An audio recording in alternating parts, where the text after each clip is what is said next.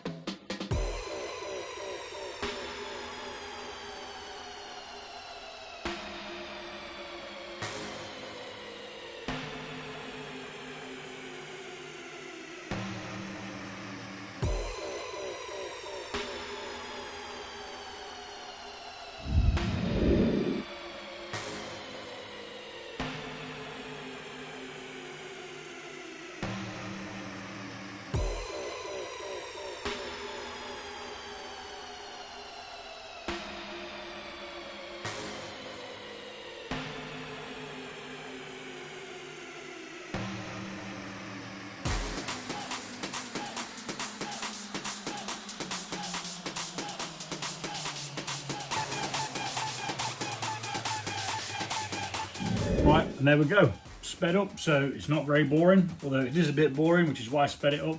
But I thought it'd be good for you to just show the consistency of how I do it, and the little tricks that I use as I do it. So I've only got 2 arms, so it can be a bit difficult using the bottle one to start it off with. So what I do is, while it's in the pitcher, I push the nozzle of the thing down so that it's open, and then push some liquid through. So then it feeds the pipe. Then as you put your stuff pitcher up there, you lower the first bottle down. What's in there causes suction through gravity as well. It pushes it and pulls the rest of it down, starting off the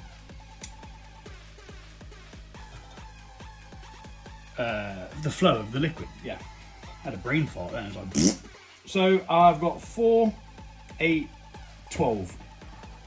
Now 4 of these aren't going to be for me.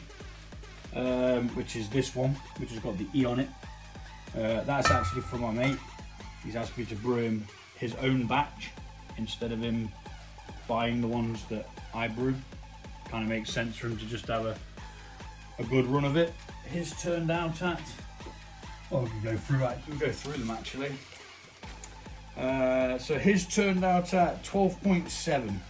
It finished at 1.028. So still on the rather on the sweet side, but not too sweet, which is why this was the second version of what I was experimenting with trying to add extra honey to not have to back sweeten.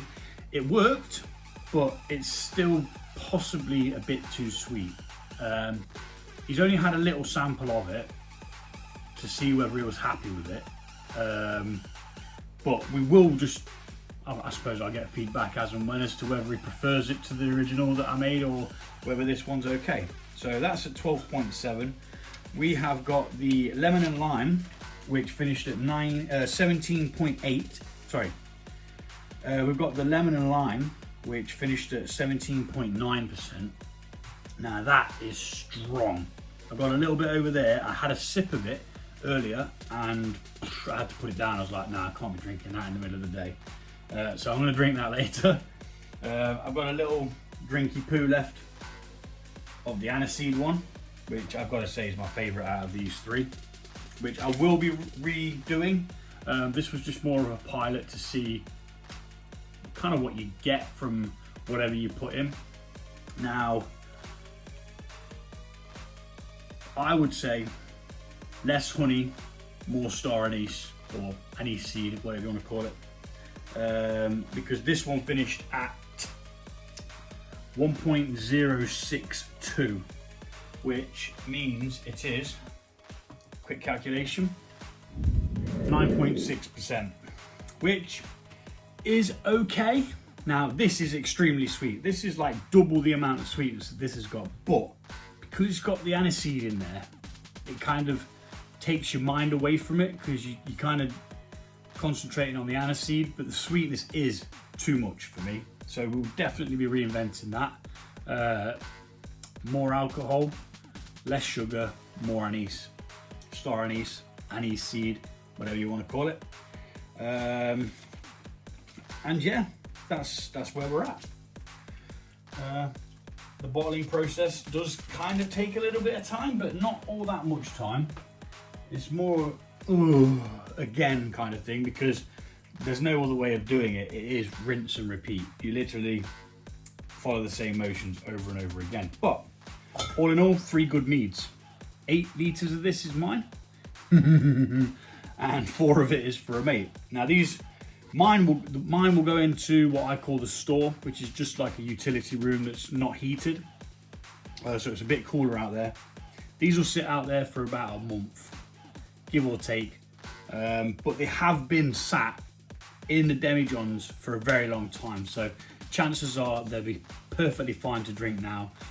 You wouldn't notice any difference if you did wait a month. So it all depends on what's cracking off. I might open a bottle early, I might not. But yeah, thanks for watching and take it easy. I'll see you all soon.